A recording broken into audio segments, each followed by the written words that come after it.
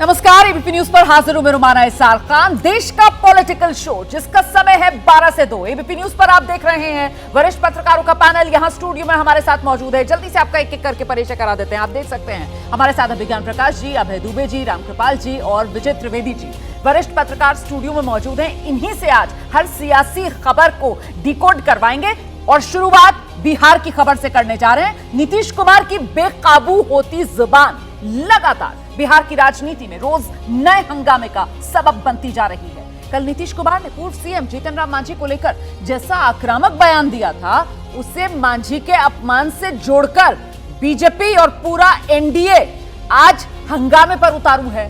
विधानसभा के भीतर और बाहर जोरदार प्रदर्शन हुआ है। सदन में तो हंगामा इतना बढ़ गया कि विधानसभा की जो कार्रवाई है उसे दोपहर 2 बजे तक के लिए स्थगित करना पड़ा है। तो तस्वीरें हम आपको लगातार दिखा रहे हैं और इस बीच बड़ी खबर आपको बताते हैं। नीतीश के बोल पर हंगामा भारी हुआ है। बिहार विधानसभा के बाहर हंगामा हुआ, बिहार विधानसभा के भीतर हंगामा हुआ और जो बाहर हंगामा हुआ वहां तो बाकायदा गुत्थम गुत्था सत्ता पक्ष और विपक्ष के विधायक आपस में भिड़ गए। मांझी ने नीतीश पर जोरदार पलटवार किया है। नीतीश के संस्कार गिर गए हैं, ये कह रहे हैं जीतन राम मांझी। सदन में सीएम और स्पीकर हमारी बात नहीं सुनते, ये कह रहे हैं जीतन राम मांझी। किसी को सीएम बनने की जल्दी है, जो नीतीश के खाने में कुछ मिलावट कर रहा है और नीतीश जो है वो अपना मानसिक संतुलन खो रहे हैं। ये तमाम बातें कैमरे पर आकर ऑन रिकॉर्ड जीतन राम मांझी ने कही हैं। हमारे ऐसा जो 80 वर्ष का जो प्रतिनिधि है और वो 74 वर्ष के हैं, तुम ताम की बात की। वो 67-68 में किसी तरह डिग्री प्राप्त किया है। जीतन मांझी 66 में डिग्री प्राप्त किया है। वो 74 वर्ष के हैं, हम 80 वर्ष के हैं। 1980 में हम विधायक रहे और वो 1985 में आए। उनको तुम ताम करना नहीं चाहिए था। इस बात की चर्चा किया। आज विशेष चर्चा ये करना चाहते हैं कि माननीय मुख्यमंत्री जी को तो हम लोग कह ही चुके हैं कि उनके भोजन में पिछले कई एक दिनों से विषैला पदार्थ मिला करके साजिशतन जल्दी किसी को चीफ मिनिस्टर का गद्दी मिले, इसके लिए एक साजिश के तहत उनको विषैला पदार्थ खिलाया जा रहा है, जिसका नतीजा है कि महावीर चौधरी के पोर्ट्रेट पर उन्होंने माल्यार्पण नहीं किया, अशोक चौधरी के माथे पर दे दिया जो जीवित हैं।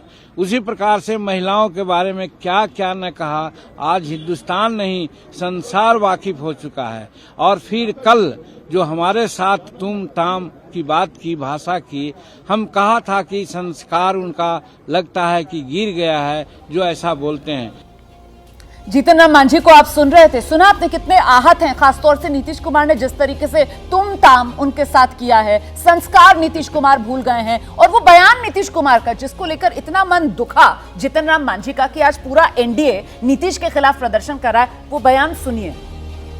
13 में जब आप लोगों को छोड़ दिए थे, अब अकेले थे, तो हम अरे चुनो रे यार, कुछ जानते हो, बैठ जाओ। हम इसको बना दिए। इसके बाद जितना मेरी पार्टी का लोग था सब हमको 2 ही महीना में कहने लगा कि गड़बड़ है, इसको हटाइए। और अंत में हमको बाध्य किया, तो फिर हम बन गए थे। कहता रहता है कि ये भी मुख्यमंत्री थे। अरे क्या मुख्यमंत्री था, ये तो मेरी मूर्खता से मुख्यमंत्री बना। तो ये नीतीश कुमार का वो बयान जिसको लेकर अब सियासी घमासान बिहार में छिड़ा हुआ है और ऐसे में सवाल जिसको लेकर हम चर्चा करेंगे। जल्दी से आपके सामने टेलीविजन स्क्रीन पर वो सवाल लेकर आ रहे हैं। आरक्षण का सियासी खेल नीतीश की जुबान से डीरेल, इसी बड़े सवाल पर चर्चा करेंगे। लेकिन उससे पहले क्या लग रहा है आपको अभिज्ञान जी, नीतीश कुमार को क्या हो गया? जी मुझे तो पहले हंसी आ रही है और इसलिए हमेशा से कहा गया है कि जो अलग अलग किरदार होते हैं, जैसे फिल्मों में होते हैं, टीवी सीरियल में होते हैं, ऐसे ही राजनीति में होते हैं, तो इनको एक स्तर के बाद गंभीरता से नहीं लेना चाहिए। इनके ऊपर थोड़ा आनंद भी लेना चाहिए, थोड़ा हंस भी लेना चाहिए। हम लोग पत्रकारों की गलती होती है कि हम हर एक चीज़ में उनकी गंभीरता ढूंढते हैं। मुझे बड़ी हंसी आई जब नीतीश कुमार ने कहा कि तो मेरी मूर्खता से मुख्यमंत्री बन रहा, पता ही नीतीश कुमार की मूर्खता से आगे लोग क्या क्या बन जाए। कहीं जीतन राम मांझी आपकी बात ना सुन लें, आपका बात सुनकर ही वो कहीं आहत ना हो जाएं, क्योंकि जिस तरीके से दिल पर उन्होंने लगाया नीतीश कुमार का तुम ताम। जब नीतीश कुमार ने उनको मुख्यमंत्री बनाया था, हाँ। तो उस वक्त नीतीश कुमार एक निश्चित रणनीति के तहत उनको मुख्यमंत्री बना रहे थे। लोकसभा चुनाव में बहुत बुरी तरह वो लोग पराजित हुए थे। नीतीश कुमार थोड़ा सत्ता से दूर रहकर अपने पूरे भविष्य के ऊपर चिंतन करना चाहते थे, तो उन्होंने एक ऐसे व्यक्ति को मुख्यमंत्री बनाया जो उनका ख्याल ये था कि वो उनके लिए प्यादे की तरह काम करता रहेगा। लेकिन जैसे ही उन्होंने शपथ ली, वैसे ही उनके अंदर एक खास तरह की पॉलिटिकल ऑटोनॉमी पैदा हो गई, एक स्वायत्तता पैदा हो गई, और उन्होंने इस तरह के वक्तव्य देना शुरू कर दिए थे। अगर आप उन वक्तव्यों को आज रिकॉर्ड से निकालें तो वो आपको उतने ही हास्यास्पद और विचित्र लगेंगे जितना मांझी के वक्तव्य की बात करें जी, जितने आज नीतीश कुमार के लग रहे हैं। उसके बाद में कुछ दिनों बाद नीतीश कुमार ने उनसे कहा गया हटिए आप, अब हम फिर बनेंगे। तो उन्होंने हटने में काफी हिचक दिखाई। फिर उनको जबरदस्ती एक तरह से उनको वहां से इजेक्ट, उस ऑर्बिट से इजेक्ट किया गया। तो ये सारा का सारा राजनीतिक इतिहास इसमें है। कोई किसी को मुख्यमंत्री नहीं बनाता है। राजनीति में सबको सबकी जरूरत होती है, और जैसे ही लोगों की जरूरत पूरी होती है वो उसको वो करते हैं। तो नीतीश कुमार आजकल कुछ विचलित दिखाई पड़ रहे हैं, मुझे लगता है। हालांकि इसके बावजूद उसके बावजूद कि वो उन्होंने जातिगत जनगणना कराई, कानूनी लड़ाई लड़ी, और उसके बाद उन्होंने इतना अच्छा आरक्षण पे इतना जबरदस्त कदम उठाया। यही वजह है, इसीलिए हम सवाल ये पूछ रहे हैं कि साहब ये आरक्षण का सियासी खेल नीतीश की जुबान से क्या हो जाएगा डीरेल? रामकृपाल जी, क्या लग रहा है आपको, आरक्षण वाला जो सियासी खेल है वो नीतीश की जुबान कहीं डीरेल तो नहीं कर देगी?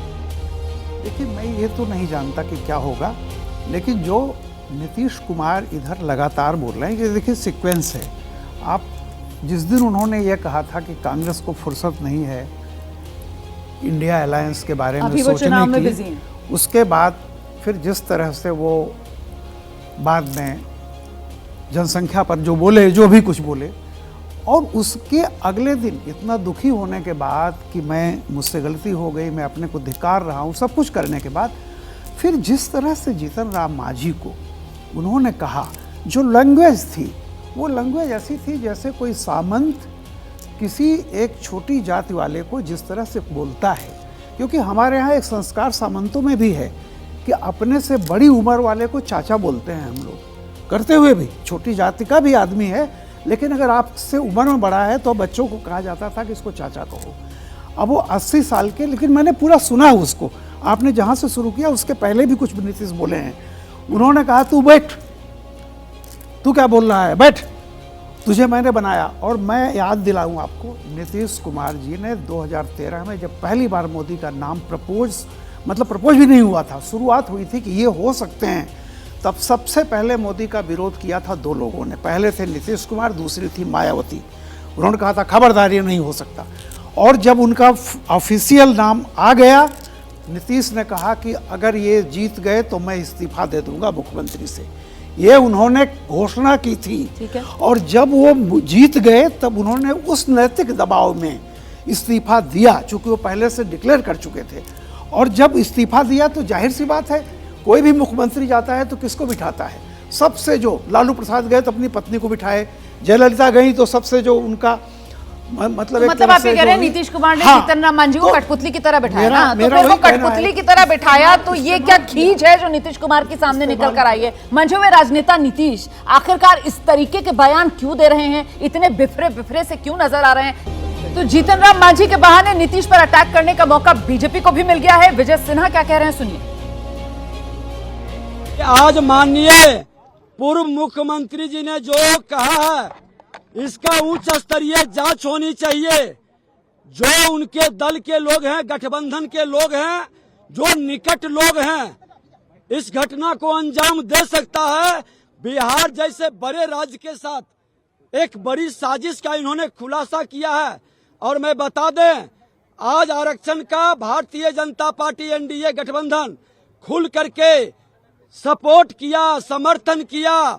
और आज जिस तरह से एक महिला का अपमान, एक दलित के अपमान पर राजद के लोग जिस तरह से वातावरण बनाने का कोशिश कर रहे हैं, ये गुंडा राज और गुंडों की सरदार बिहार के माहौल को खराब कर रहे हैं।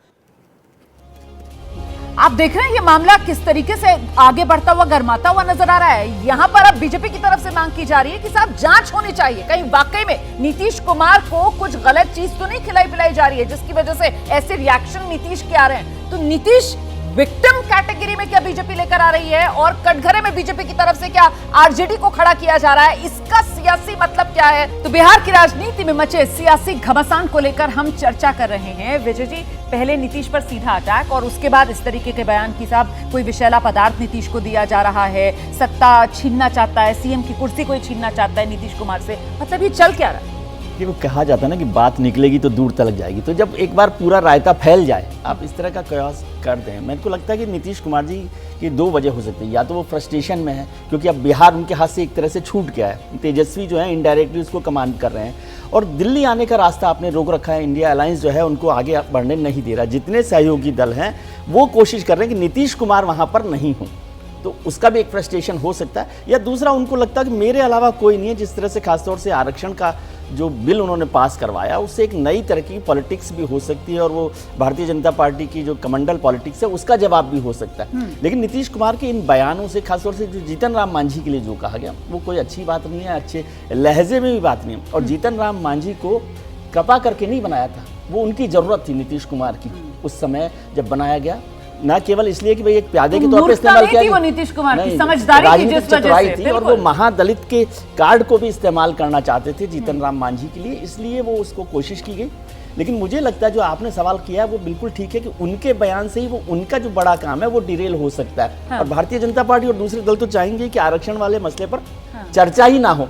ये दूसरे जो मसले हैं वो चर्चा होती रहे, तो नीतीश कुमार का जो बड़ा काम हो सकता था जी आरक्षण बिल्कुल। एक छोटी सी बात अभिजीत, मैं ये जानना चाह रही हूँ कि अगर ये आरक्षण वाला मामला सामने नहीं होता तब भी नीतीश के बयानों पर, इसी तरीके के बयानों पर प्रतिक्रिया सियासी बीजेपी एनडीए की तरफ से बिल्कुल ऐसी होती, या क्योंकि आरक्षण वाला दाव है इसलिए ऐसी प्रतिक्रिया? प्रतिक्रिया तो जरूर होती और विपरीत प्रतिक्रिया होती, आक्रामक प्रतिक्रिया होती, लेकिन अभी इसके अंदर जो फेरोसिटी है, जो अतिशय आक्रामकता है, वो शायद उस वक्त नहीं होती। मैं एक छोटी सी बात, एक बार मैं इस बात को थोड़ा सा नजरअंदाज कर देना चाहता हूं कि उनको धीमा जहर दिया जा रहा है या कोई साजिश है। ठीक है। नीतीश कुमार को अगर हम मान के चलें कि वो अभी अपने सेंसेस में हैं, सब चीज सोच समझ रहे हैं और सोच समझ के उन्होंने बयान दिया है, इसका मतलब ये मानते हैं कि जितेंद्र राम मांझी के एनडीए में चले जाने से जो महादलित वोट है उसके ऊपर फर्क नहीं पड़ेगा, इसलिए अगर उनका तिरस्कार वो कर दें तो उससे कोई फर्क नहीं पड़ने वाला है। मुझे लगता है कि नीतीश कुमार महादलितों और अति पिछड़ों की बिहार में गोलबंदी करने वाले पुराने खिलाड़ी हैं, पुराने नेता हैं, उसका लाभ भाजपा को मिलता रहा है। उनके चले जाने से भाजपा उस लाभ से वंचित हो गई है। उस वंचित लाभ की भरपाई करने के लिए ही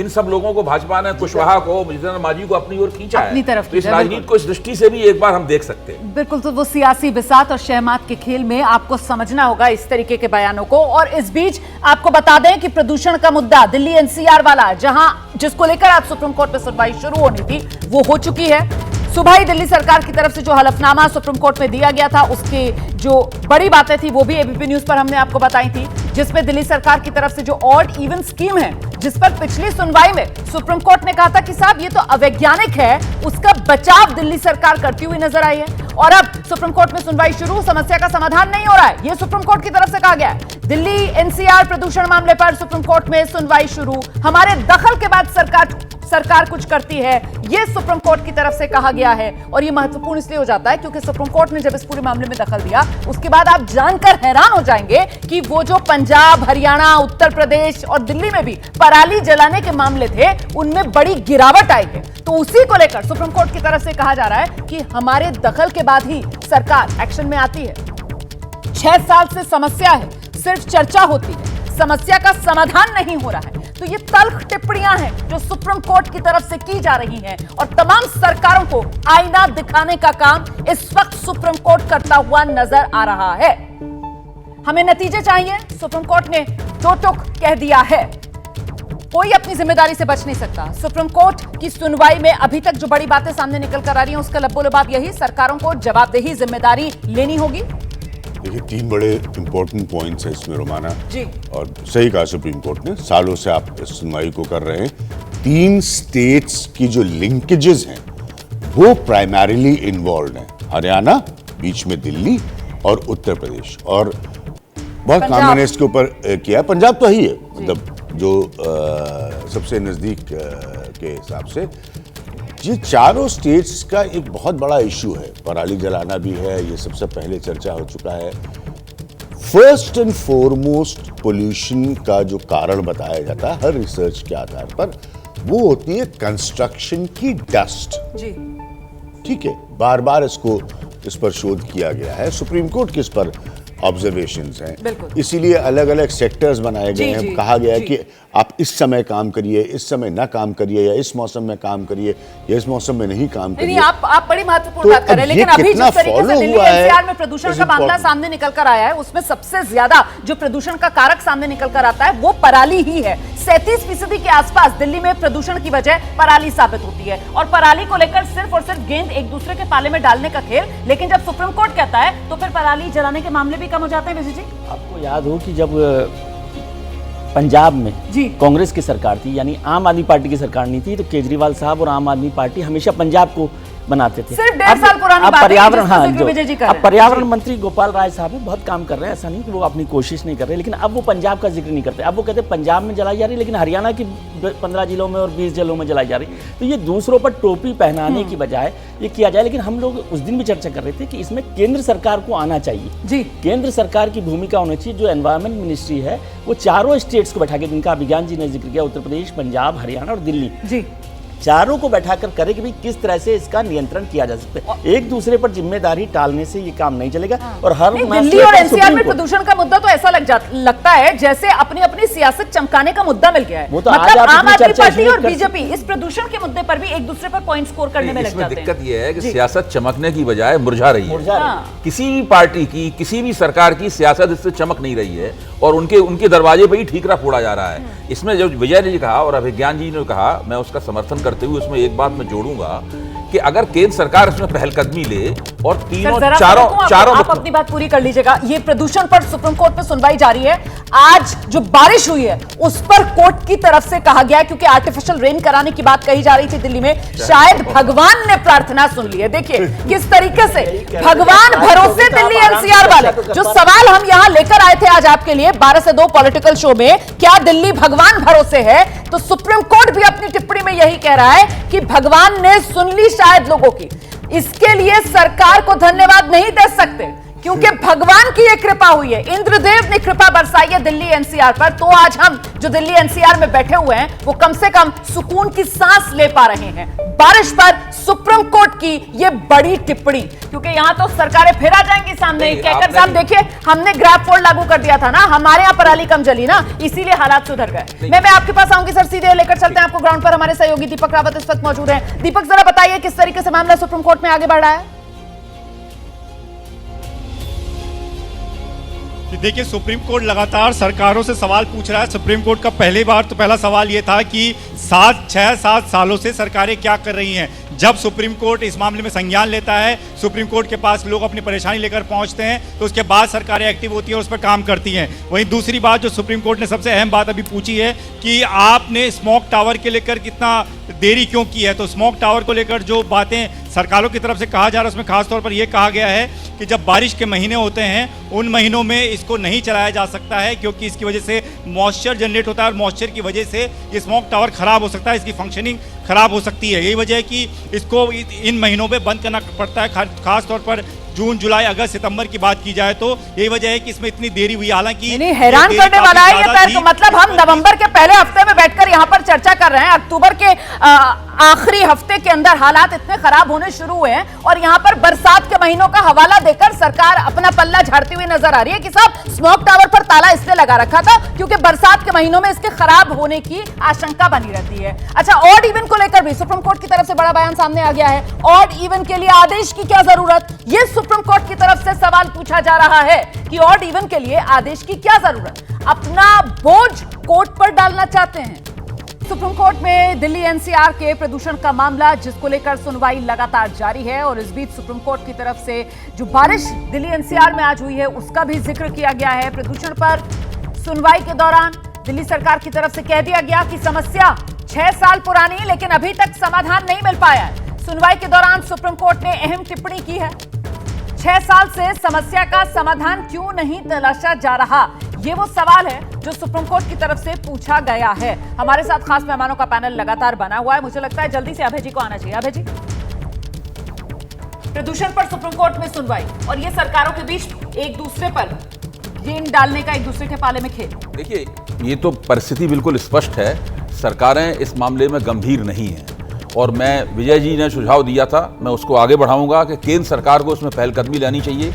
चारों मुख्यमंत्रियों की बैठाकर मीटिंग कराई जानी चाहिए और उनको मजबूर करना चाहिए कि वो एक विस्तृत कार्य योजना बनाएं जो चारों राज्यों को प्रभावित करती हो, जो पराली जलाने से रोकने कई फार्मूले भी पेश करती हो, उसकी टेक्नोलॉजी है, उसका लिए मुआवजा दिया जा सकता है और कई तरह के ऐसे कदम उठाए जा सकते हैं जिससे इस अक्टूबर और नवंबर के बीच की समस्या है, इस समस्या से छुटकारा पाया जा सकता है। मध्य प्रदेश के चुनावी रण में राहुल गांधी करीब 1 महीने बाद लौटे हैं और आज लगातार दूसरे दिन 2 रैलियां राहुल गांधी की सतना और बड़वानी में। इस वक्त सतना में रैली कर रहे हैं राहुल गांधी। मध्य प्रदेश के सतना में राहुल का बीजेपी पर जोरदार वार। जहां बीजेपी सरकार वहां युवा बेरोजगार, ये कह रहे हैं राहुल गांधी। सुनते हैं। जहां भी मैं गया, जहां भी बीजेपी की सरकार थी, सारे के सारे युवा, हम तो बेरोजगार हैं। प्रदेश में जहां भी देखो बेरोजगार युवा आपको मिलेंगे। राहुल करीब 1 महीने के बाद मध्य प्रदेश आए हैं और इस दौरान प्रियंका गांधी ने मोर्चा संभाले रखा। अब तक 9 जिलों में रैली करके कई विधानसभा क्षेत्रों को कवर कर चुकी हैं प्रियंका गांधी। इसके अलावा इंदौर में एक रोड शो कर चुकी हैं प्रियंका गांधी। रीवा में, चित्रकूट में, इंदौर, देवास, दमोह में उन्होंने रैलियां की हैं। मंडला, धार, जबलपुर, ग्वालियर में भी प्रियंका गांधी ने रैली की है।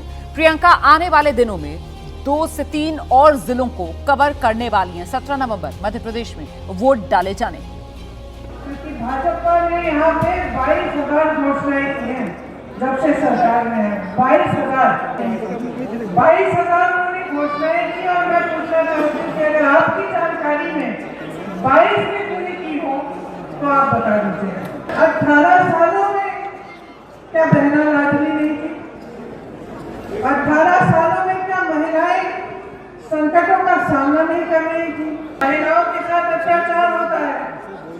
हर रोज मध्य प्रदेश में 17 महिलाओं का बलात्कार हो रहा है। सुरक्षा नहीं है, लाडली है लेकिन सुरक्षा नहीं है। कम से कम सुरक्षा तो दे देते मामा जी। तो लाडली बहना का डर प्रियंका फैक्टर से होगा बेअसर, ये बड़ा सवाल है। रामकृपाल जी, ये महिला वोटर को साधने के लिए प्रियंका गांधी कांग्रेस की तरफ से चुनाव मैदान में?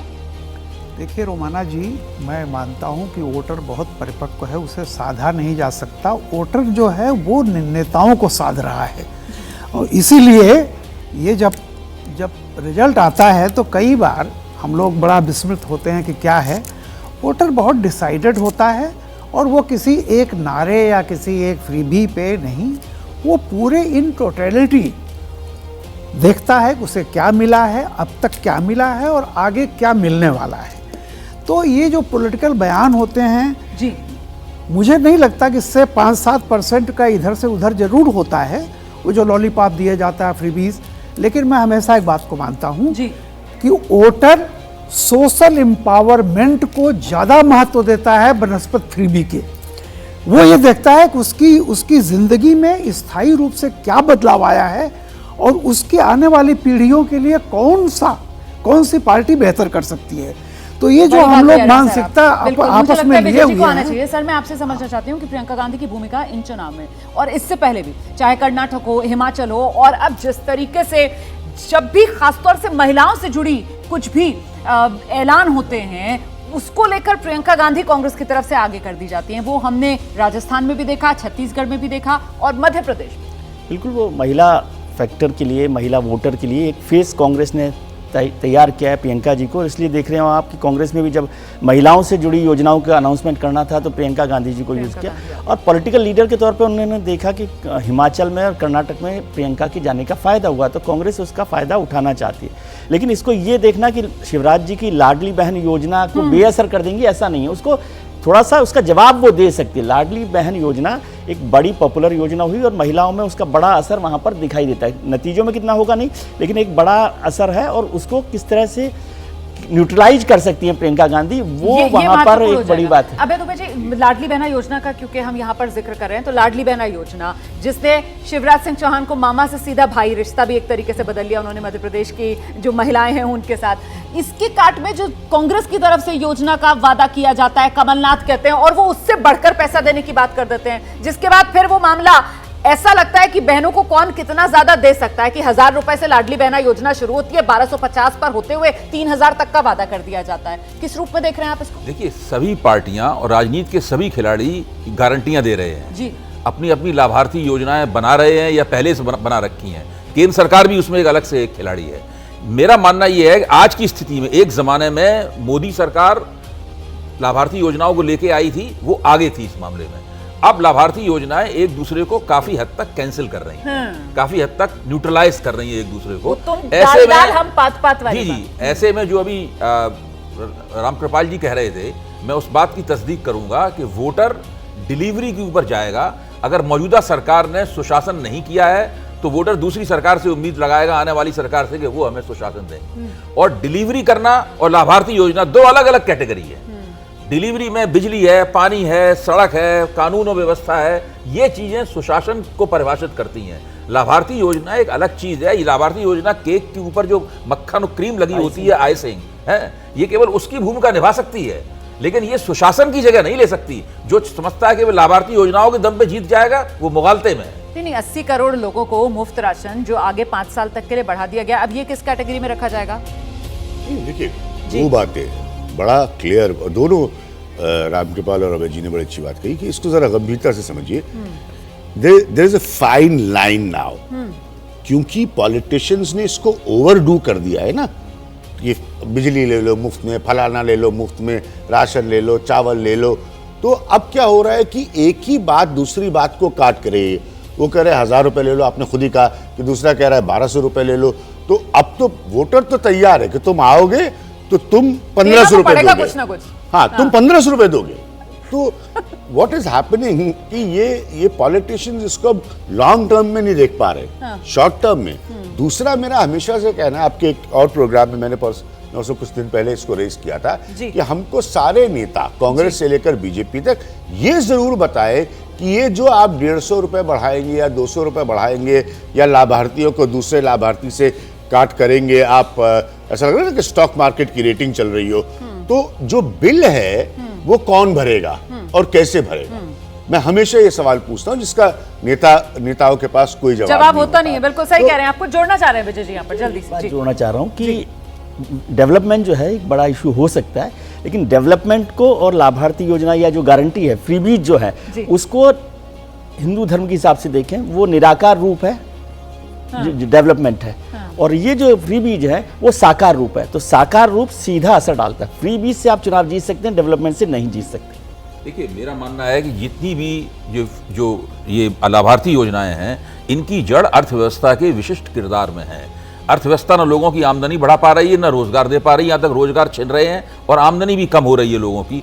ऐसी हालत में हर सरकार, हर नेता, हर पार्टी मजबूर है कि वो अपनी अपनी लाभार्थी योजनाएं लेके आए, वरना राजनीति में वो मटिया मैट हो जाएगा। ठीक है, लेकिन रामकृपाल जी, मुझे 2019 लोकसभा चुनाव याद आता है। तब तो कांग्रेस की तरफ से सीधे वो न्याय योजना का जिक्र कर दिया गया था ना कि हम सत्ता में आएंगे तो आपके खाते में इतना पैसा डालेंगे, पर वो तो चली नहीं। जब हम कहते हैं कि साहब ये मामला सीधे सीधे फ्रीबीज वर्सेस वाला हो गया है, ये भी इतना दे रहे हैं, वो भी इतना दे रहे हैं, फिर देखिए रोमाना जी, अभी जो लोग कह रहे थे, हम ये मान के चलें, मैं घर लेता हूँ अपनी इच्छा से नहीं, मुझे देखना है कि मेरे बेटे का स्कूल कहाँ है। एक होता है वर्तमान और एक होता है भविष्य। कोई भी मेहनत कश बंदा आज की तारीख में उसकी सबसे बड़ी प्रायोरिटी होती है कि आने वाला समय मेरे बच्चे का भविष्य के लिए कौन सा अच्छा है। हमेशा एक बात जानिए, हम लोग सिर्फ इस चीज़ के लिए कि हमको 200 रुपया दे दिया हम इसमें चले जाएंगे, ऐसा नहीं होता है। इसलिए मैं जब कहता हूं कि 90% वोटर डिसाइडेड होता है। नहीं सर, आप मुझे इस बात आने वाला समय मेरे बच्चे के लिए कितना अच्छा है ये सोच रहा हूं, और साथ ही साथ मैं इसकी फिक्र नहीं करूंगा कि मेरी जेब में इस समय कितना पैसा बच जाएगा अगर सत्ता में ये आ जाएगा। क्या डिसाइड करेगा जी? 30 सेकंड्स का पॉइंट है मेरा। इन्होंने जो बात कही, हाँ जी। शुरुआती बात जो उन्होंने कही, और विजय की भी इस बात से इत्तेफाक करता हूं, वोटर बहुत समझदार ठीक है। वो मनी मन ये भी आकलन करता है कि किसकी कितनी हैसियत है दे पाने की, क्या है तो मतलब उसके क्रेडेंशियल्स क्या है, क्योंकि मैं यहाँ पर आपके कार्यक्रम में बैठ के कोई भी घोषणा कर दूं, लेकिन मेरे क्रेडेंशियल्स ही नहीं है कि कुछ दे पाने की। 2019 में वो दाव नहीं चल पाया, लेकिन अब स्थिति करता बदल रही है। अब स्थिति बदल रही है क्योंकि हम कर्नाटक से लेकर हिमाचल तक देख रहे हैं कि वोटर जो है वो कांग्रेस पर भरोसा कर रहा है। दिल्ली एनसीआर के प्रदूषण को लेकर सुप्रीम कोर्ट में सुनवाई लगातार जारी है। इस बीच अपडेट आपको देते चले, प्रदूषण पर सुप्रीम कोर्ट की तल्ख टिप्पणी। पराली जलाने पर सुप्रीम कोर्ट ने दिल्ली सरकार से पूछा, पहले कहते थे पंजाब में ज्यादा पराली जलाई जाती है, इस साल पंजाब पर ध्यान नहीं चाहते, ऐसा क्यों? देखिए सीधे सीधे ये सुप्रीम कोर्ट की टिप्पणी जो यकीनन सियासी तौर पर आम आदमी पार्टी के लिए एम्बैरेसिंग भी और कटघरे में खड़ा करने वाली भी। विजय जी, बिल्कुल इसी से हमने चर्चा शुरू की थी कि जो आम आदमी पार्टी हर बार केवल पंजाब पर निशाना बनाती थी, आज वो पंजाब को अलग करके पूरे परेशानी को देख रही है। और यही एक बड़ी वजह है कि आप उसको सोल्यूशन नहीं ढूंढ रहे, क्योंकि आप उसमें पॉलिटिक्स ढूंढ रहे हैं। आपको लगता है पंजाब में और यहाँ पर दिल्ली में हम बैठे तो इसको हरियाणा पे डाल दिया जाए, यूपी पे डाल दिया जाए, लेकिन जहाँ समस्या है यदि उस पर नहीं जाएंगे तो खत्म कैसे होगी? बिल्कुल आप आंख नहीं मूंद सकते हैं इस सच्चाई से कि सबसे ज्यादा पराली जलाने के मामले अगर कहीं से आते हैं तो वो पंजाब से आते हैं। और सुप्रीम कोर्ट ये जो सवाल उठा रहा है कि अब दिल्ली सरकार पंजाब में पराली जलाने की समस्या पर ध्यान क्यों नहीं दे रही, हम आपको आम आदमी पार्टी के दो बयान सुना देते हैं। आम आदमी पार्टी पंजाब में सरकार होने और ना होने का फर्क देखिए, बयानों से फर्क समझेंगे आप। पंजाब के अंदर बठिंडा, अमृतसर, ये सारा बाकी सारा पंजाब के अंदर का पोर्शन है। तो 25 हर साल यही होता है, 25 अक्टूबर से 20 नवंबर के बीच में दिल्ली का पोल्यूशन बढ़ता है। वो दिल्ली के पोल्यूशन को बढ़ने का कारण पराली है। पंजाब में पराली पिछले साल से आधी जली है, केंद्र सरकार का आंकड़ा है, उन्होंने भी जारी किया, लेकिन पराली जल रही है। लेकिन उस पराली का, पंजाब के पराली के धुएं का आज दिल्ली पे उतना असर नहीं है जितना हरियाणा, उत्तर प्रदेश का है। क्यों? क्योंकि हवा की स्पीड ही नहीं है। किस तरीके से देख रहे हैं रामकृपाल जी आप ये पहले और अब के बयानों में फर्क, आम आदमी पार्टी के बयानों में, जिसको आज सुप्रीम कोर्ट ने भी रेखांकित, अंडरलाइन कर दिया? रोमाना जी, मैं कह रहा हूं कि ये 6 साल से सुप्रीम कोर्ट इसको इसी तरह रेखांकित करती आई है, ये पहली बार नहीं है। लेकिन सवाल इस बात का है कि जिसको सुप्रीम कोर्ट भी चाहती है कि ऐसा ना हो, सरकारें भी चाहती हैं, जनता भी चाहती है, तो भी क्यों हो रहा है? इसके पीछे सीधी एक बात है कि ये सारा का सारा मामला बड़े ही सतही ढंग से और अवैज्ञानिक ढंग से सोचा जाता है। ये किसानों, जो किसान है जो धान पैदा करते हैं जी, उसके बाद उनको अगली फसल गेहूं की लेनी है। पहले जो पुआल बचता था, पराली होती थी, उसको जानवर खाते थे। अब जानवर से हम पहुंच गए हैं इंडस्ट्रियल मतलब टेक्नोलॉजी पर, अब ट्रैक्टर हो गए हैं, जानवर है नहीं। अब सवाल इस बात का है कि किसान इसको कहां ले जाए? सुप्रीम कोर्ट की तरफ से वो बयानों का जिक्र किया जा रहा है कि पॉलिटिकल पोजीशनिंग, पहले आप कैसी करते थे, अब आप कैसी करते हैं, ये एम्बैरेसमेंट है आम आदमी पार्टी सरकार के लिए। मेरा कहना है कि आम आदमी पार्टी की सरकार हो या किसी भी पार्टी की सरकार हो, इस मामले में जो राजनीतिक रवैया है उसे फौरन त्यागना चाहिए। बिल्कुल। देखिए, मुख्यमंत्रियों को यह सोचना चाहिए कि अगर वो इस प्रदूषण को कम करने में या नियंत्रित करने में सफल रहे तो उनका नाम इतिहास में स्वर्णाक्षरों में लिखा जाएगा। ये वो क्यों भूल जाते हैं? और इस प्रकार की जो राजनीति कर रहे हैं, इससे उनकी राजनीति चमकने की बजाय लगातार मुरझाती है और उनको बदनामी हासिल होती है। और अगर आप उनके ऊपर दाग लगा हुआ है गवर्नेंस को लेकर, तो इससे बेहतर गवर्नेंस का मॉडल क्या दे सकते हैं आप? अगर दिल्ली एनसीआर को प्रदूषण से मुक्ति आप दिला दें, सकारात्मक तरीके से इस समस्या का समाधान तलाशना जरूरी है। देखिए, दिल्ली एनसीआर में प्रदूषण का मुद्दा, जिस पर सुप्रीम कोर्ट में सुनवाई लगातार जारी, और सुप्रीम कोर्ट ने कहा है कैबिनेट सेक्रेटरी निगरानी रखें। यह सुप्रीम कोर्ट की तरफ से ताकीद की गई है। दिवाली के बाद फिर इस मामले में सुनवाई होगी। कैबिनेट सेक्रेटरी ताकीद रखें, मतलब एक तरीके से यहां पर अब जिम्मेदारी और जवाबदेही कैबिनेट सचिव की। Very important point. अब डायरेक्टली सुप्रीम कोर्ट ने कहा है कि देश के जो कैबिनेट सचिव है वो निगरानी रखे। दैट मीन्स, इसका मतलब है कि सेंटर के जो सबसे आला ब्यूरोक्रेट है वो सारे कंसर्न्ड राज्यों से अब कम्युनिकेट करे, उनके चीफ सेक्रेटरी से कम्युनिकेट करे, जो भी कंसर्न डिपार्टमेंट है उनसे बात करे और फिर बताए कि ये जो पराली जलने के प्रॉब्लम है ये किस तरह से कम हो सकती है। मतलब वो राजनीतिक तौर पर जो गेंद एक दूसरे के पाले में डालने का खेल था, अब वो नहीं खेल पाएंगे। ये सुप्रीम कोर्ट ने साफ कर दिया है। वो खेल नहीं होगा। कैबिनेट सचिव जो है वो कम्युनिकेट करे और ये नेतागिरी, बयानबाजी, इसने कर दिया, उसने कर दिया, इसका अब कोई स्कोप इस फैसले से नहीं बचा है। मैं जल्दी से दर्शकों को लेकर चलती हूं। हमारे साथ हमारे सहयोगी निपुण सहगल इस वक्त मौजूद है। निपुण, ये जो बड़ी बात सुप्रीम कोर्ट की तरफ से कही गई है, कैबिनेट सचिव निगरानी रखे, मतलब कहीं ना कहीं वो सियासत के चलते जो इस मामले से पल्ला झाड़ने का खेल खेला जा रहा था उस पर रोक लगे, ये सुप्रीम कोर्ट की तरफ से ताकीद। देखिए, सुप्रीम कोर्ट ने सबसे उम्मीद की है कि वो जिम्मेदारी से काम करेंगे और कैबिनेट सेक्रेटरी से इसलिए भी ये बात कही गई है क्योंकि सुप्रीम कोर्ट ने अपने पिछले आदेश में भी उनसे कहा था कि सभी संबंधित पक्षों की, सभी राज्यों की वो बैठक करे वहां के अधिकारियों के साथ और हल निकाले। तो सुप्रीम कोर्ट ने उस आदेश को जारी रखा है, लेकिन खास तौर पे पंजाब और दिल्ली सरकारों को कई मुद्दों पर आड़े हाथों लिया है और कहा है कि आप जो है सब कुछ आप कॉस्मेटिक तरीके से कर रहे हैं और आप वोट बैंक की राजनीति के भरोसे चल रहे हैं और लोगों को भगवान के भरोसे छोड़ दिया गया है कि कभी उनको हवा आकर बचाएगी और कभी बारिश आकर उनको बचाएगी। बहुत धन्यवाद निपुण सहगल इस तमाम अपडेट के लिए। तो कुल मिलाकर दिल्ली एनसीआर की जनता को प्रदूषण के मुद्दे पर भगवान भरोसे नहीं छोड़ा जा सकता, सरकारों को अपनी जिम्मेदारी निभानी होगी। सुप्रीम कोर्ट की आज की सुनवाई से यह साफ हो गया है। बड़ी खबर आपको बता दें, पॉलिटिकल शो में पंजाब की सियासत से जुड़ी हुई खबर है। पंजाब के राज्यपाल की तरफ से विधानसभा से पारित विधेयकों को मंजूरी न देने पर सुप्रीम कोर्ट ने नाराजगी जताई है। सुप्रीम कोर्ट ने कहा, आप आग से खेल रहे हैं, ये लोकतंत्र है। जनप्रतिनिधियों की तरफ से पास बिल को इस तरह अटकाया नहीं जा सकता। आप ये नहीं कह सकते कि विधानसभा का सत्र ही गलत था। केंद्र की तरफ से कोर्ट में मौजूद सॉलिसिटर जनरल ने एक हफ्ते में हल का भरोसा दिया है। देखिए, भगवंत मान सरकार जो इस मामले को सुप्रीम कोर्ट में लेकर गई थी इस याचिका के साथ कि वो जो फैसले ले रहे हैं उस पर अड़ंगा वहां के राज्यपाल की तरफ से लगाया जा रहा है और अब राज्यपाल को ये नसीहत सुप्रीम कोर्ट की तरफ से। सीधे रुख करते हैं, हमारे साथ हमारे सहयोगी निपुण सहगल इस वक्त मौजूद हैं। निपुण, साफ तौर पर ये नसीहत राज्यपाल के लिए सुप्रीम कोर्ट की तरफ से बिल्कुल नसीहत है और न सिर्फ पंजाब के राज्यपाल के लिए है बल्कि कुछ और राज्यों में भी ये समस्या देखने को या भिड़ंत देखने को मिल रही है सरकार के बीच और राज्यपाल के बीच, जैसे केरल, तमिलनाडु, इस तरह के उदाहरण हैं। तो सुप्रीम कोर्ट ने साफ तौर पर कहा है कि ये आग से खेलने जैसा है क्योंकि आखिरकार ये लोकतंत्र है और जनप्रतिनिधि अगर कोई कानून पास कर रहे हैं तो उसको तकनीकी आधार पर राज्यपाल इस तरह से अटका नहीं सकते, उनको निर्णय लेना होगा। Solicitor general Tushar Mehta court में मौजूद थे इस दौरान, काफी लंबी सुनवाई चली है। उन्होंने कहा कि मुझे एक हफ्ते का समय दीजिए, मैं केंद्र की तरफ से आश्वासन दे रहा हूं कि संविधान के दायरे में कोई हल निकालने की कोशिश की जाएगी। कोर्ट ने इस पर कोई टिप्पणी नहीं की है, लेकिन लंच के बाद भी ये सुनवाई जारी रहेगी, ऐसा बोलकर अभी फिलहाल कोर्ट ने कार्रवाई अपनी स्थगित की है।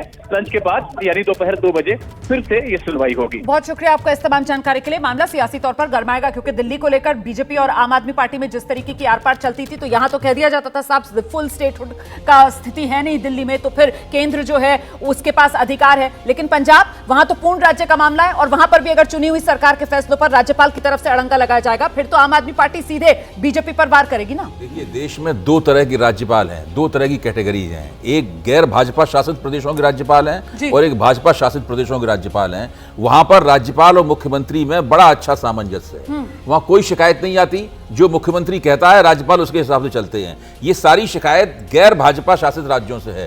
इसका सीधा मतलब है कि गैर भाजपा शासित राज्यों में जहां भारतीय जनता पार्टी चुनाव नहीं जीत पाती वहां पर राज्यपाल के जरिए एक वो समांतर सत्ता का केंद्र बनाती है। हम देख चुके हैं, देखिए पश्चिम बंगाल में जो आज मौजूदा उपराष्ट्रपति हैं, जो पश्चिम बंगाल के राज्यपाल थे, तब आप उस वक्त के सारे प्रकरणों को देख लीजिए, तो सारी परिस्थितियां इस तरह की। जो बात कह रहे हैं तो मतलब वो सियासी आरोप लगेंगे। हालांकि केंद्र सरकार की तरफ से सुप्रीम कोर्ट में साफ तौर पर उन्होंने आश्वासन दिया एक हफ्ते में हल निकाल लिया जाएगा। ये समस्या पैदा ही नहीं होनी चाहिए थी। राज्यपाल के पावर्स को लेकर है, गवर्नर्स के पावर क्या होते हैं सेंटर के रिप्रेजेंटेटिव के तौर पर, और ये हमेशा से डिबेट होती रही कि सेंटर वर्सेस स्टेट का झगड़ा है कि राज्यपालों की क्या भूमिका होनी चाहिए। और मैं हमेशा मानता हूँ कि डेमोक्रेसी में जो इलेक्टेड गवर्नमेंट है उसकी पावर्स ज्यादा है। संविधान में भी वही कहा गया है कि आप संघीय ढांचे के अनुरूप सबको फैसला लेना चाहिए। मैं जल्दी से आगे बढ़ रही हूं। अगली खबर कांग्रेस से जुड़ी हुई, छत्तीसगढ़ में हिंदुत्व वाला दांव। भूपेश बघेल की सरकार तो पहले से ही सॉफ्ट हिंदुत्व की राह पर दिखती रही, लेकिन जैसे ही बीजेपी ने महादेव ऐप में भ्रष्टाचार के मुद्दे को भगवान के अपमान से जुड़ा, कांग्रेस सीधे शिवजी को चुनावी मैदान में ले आई। छत्तीसगढ़ की रैली में कांग्रेस अध्यक्ष मल्लिकार्जुन खड़गे ने क्या कहा, जरा सुनिए पहले। तो एक ठेका लेके बैठे हैं, मेरी पार्टी ये हिंदुओं की पार्टी, ऐसा उनके दिमाग में जानबूझकर वो बात कहते हैं। क्या हम क्या हिंदू नहीं है? मेरा नाम है मल्लिकार्जुन। अरे खड़गे तो सरनेम है मेरा असली नाम है मल्लिकार्जुन। मल्लिकार्जुन बोले तो शिव का नाम होता है, उसको आधा जोड़ दिए अर्जुन भी होता है और मल्लिकार्जुन। तो ये किसको तुम धोखा दे रहे हो? झूठ क्यों बोल रहे हो? महादेव पर रंग तो शिव की शरण। रामकृपाल जी, मतलब हिंदुत्व के मुद्दे पर कांग्रेस फ्रंट फुट पर है। बिल्कुल, मल्लिकार्जुन जी ने कह दिया कि मल्लिकार्जुन का मतलब ही शंकर से मिलता जुलता है, तो अच्छी बात है ये। और ये सारी पार्टियां पिछले काफ़ी समय से, जब मैंने सुना था कि ममता बनर्जी चंडी पाठ करने लगी थी, सीताराम येचुरी जहाँ होता था, मार्क्स ने कहा था कि रिलीजन इज ओपियम, वो भी महाभारत के पात्रों का नाम लेने लगे।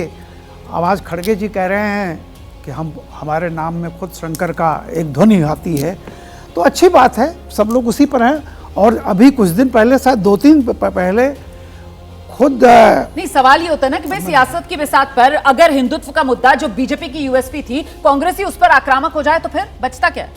नहीं, उसमें कोई दिक्कत नहीं है, कांग्रेस हो आक्रामक, तो बीजेपी को नुकसान नहीं होगा, मतलब उससे नहीं। सवाल बीजेपी के नुकसान और फायदे का नहीं है। हाँ। कांग्रेस अपनी एक पोजीशनिंग ले रही है, क्योंकि वो एक पर्टिकुलर तरह की पार्टी, बीजेपी पर्टिकुलर तरह की पॉलिटिक्स करने के लिए बीजेपी जानी जाती है, जो हिंदुत्व सेंट्रिक है। ये कोई आज का बीजेपी नहीं है, जब से बनी है बीजेपी, जब से जनसंघ बना है तब से, कोई नई बात नहीं है। तो कांग्रेस उसको कैसे काउंटर करेगी? कांग्रेस भी उसी स्तर पर आकर उसको काउंटर करेगी। अब आपने एक ऐप के जरिए भगवान शंकर, बाबा भोलेनाथ को जोड़कर, भ्रष्टाचार को जोड़कर, उससे आपने अटैक करने का प्रयास किया है कांग्रेस के ऊपर।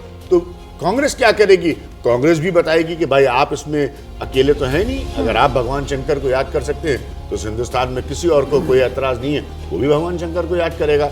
सबके याद करने के तरीके अलग हो सकते हैं। तो मुझे कांग्रेस के काउंटर करने में कोई नई बात बिल्कुल भी नहीं नजर आती। नई बात नजर नहीं आती है, क्योंकि यहाँ पर कांग्रेस जो है वो बिल्कुल शायद नजर नहीं आती है हिंदुत्व के मुद्दे पर। क्या बात कर रही हैं? ये 2014 वाली कांग्रेस नहीं है। हाँ। अगर आप भूपेश बघेल के पिछले 5 साल के इतिहास को देखें 2018 से, तो रमन सिंह का 15 साल का जो इतिहास है, जो भारतीय जनता पार्टी की सरकार है, वो भी हिंदुत्व वाले मसले पर शर्मा जाएगी।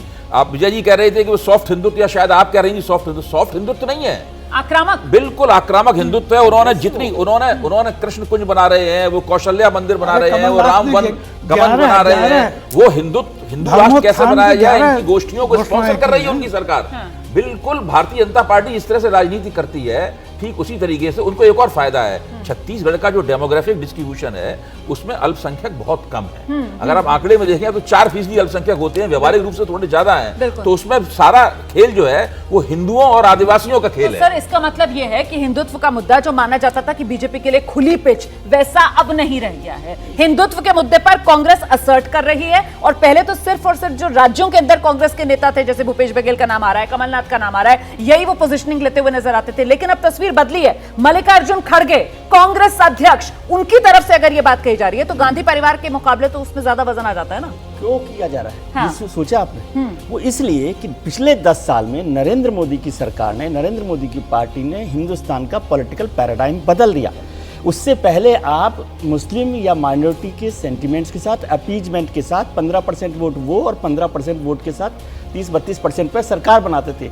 नरेंद्र मोदी ने मुस्लिम अपीजमेंट को इतना बड़ा विलेन बना दिया कि अब सारा का सारा पॉलिटिकल पैराडाइम बदल गया। अब आपको मुस्लिम अपीजमेंट के नाम से ही डर लगता है। तो हर एक को वहां पर आकर हिंदू के बड़ा होना है और एग्रेसिव वहाँ पर करना। और उसका एक उदाहरण बताता हूँ कि 2019 में जितनी मुस्लिम डोमिनेंस सीट थी उनमें से 80% सीट भारतीय जनता पार्टी ने जीती है, क्योंकि उनको समझ में आ गया कि यदि आप मुस्लिम के नाम पर पोलराइजेशन करेंगे तो वो काउंटर में हिंदू पोलराइज करेंगे। नहीं, आप बड़ी बात कह रहे हैं, क्योंकि 15 अगस्त लाल किले की प्राचीर, वहां से भी प्रधानमंत्री नरेंद्र मोदी की तरफ से जो 3 सबसे बड़ी खामियां बताई गई थी और विपक्ष को जिसको लेकर घेरा गया था, वो 3 कौन कौन सी थी? भ्रष्टाचार था, परिवारवाद था और तीसरा यही तुष्टीकरण, जिसका अभी जिक्र विजय जी कर रहे हैं। तेलंगाना के चुनावी मैदान में एआईएमआईएम प्रमुख असदुद्दीन ओवैसी पूरे जोर लगा रहे हैं। आज ओवैसी के भाई अकबरुद्दीन साथ में प्रचार करते दिखे। अकबरुद्दीन ने एबीपी न्यूज से एक्सक्लूसिव बातचीत की है और अकबरुद्दीन ने कहा कांग्रेस सिर्फ वोट बैंक के लिए ही अल्पसंख्यकों का इस्तेमाल करती है।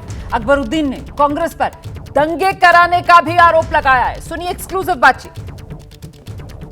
5 बार के एमएलए, छठी बार आप एमएलए के लिए कॉन्टेस्ट कर रहे हैं। क्या बात है इस इलाके में, खास तौर पे आपकी कॉन्स्टिट्यूंसी में, कि बार बार आपको वोटर पसंद करते हैं, चुनते हैं और आपके ओपोनेंट क्रिटिसाइज तो करते हैं लेकिन एक इफेक्टिव फाइट नहीं दे पाते?